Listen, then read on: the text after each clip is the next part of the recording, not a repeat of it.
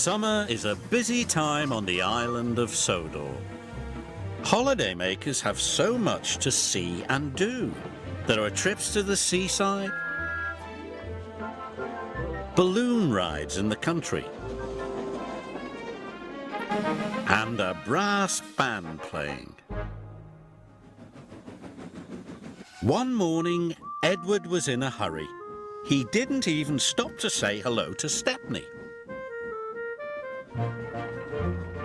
Thomas was pleased to see Edward. "Your smile's as broad as your smoke box." "I'm on my way to pick up the brass band," replied Edward. "The concert is tomorrow night."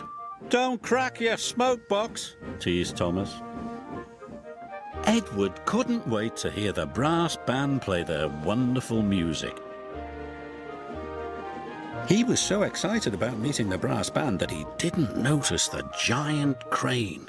It was unloading a huge ship's boiler. Suddenly, the crane swung the boiler and knocked Edward right off the track. Cranky had been watching. "You useless little engines are always in the way."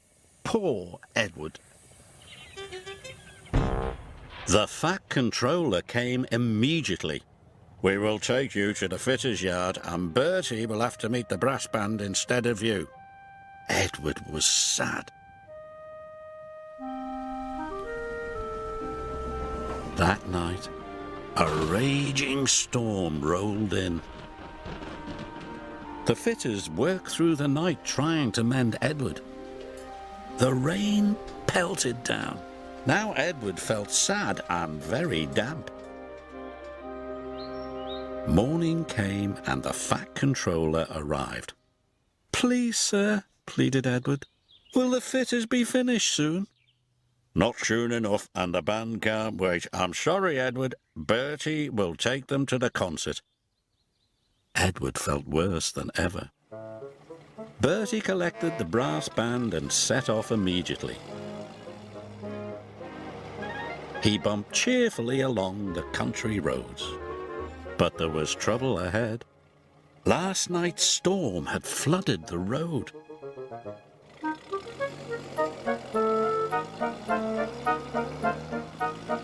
Bertie's driver decided to take a shortcut. But it was very muddy.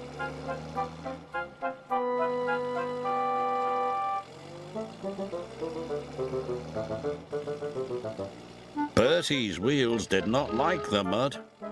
They scooted, they skated, they slid, they slipped. "I'm stuck," he groaned. Bertie revved his engine, but his wheels spun round and round. He couldn't budge. The brass band were worried. "We mustn't be late for our concert." "Tune up your tuba," cried the leader of the band. "We'll call for help." By now, Edward was mended and hooked up to his coaches.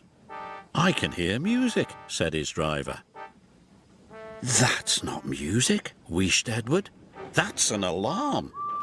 And they raced off to the rescue.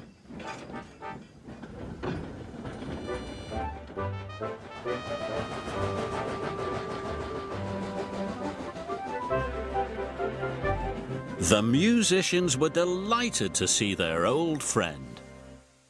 So was Bertie.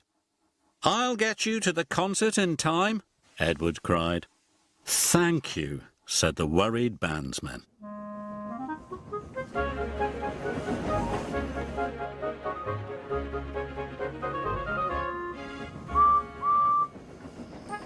That night, the concert was a great success.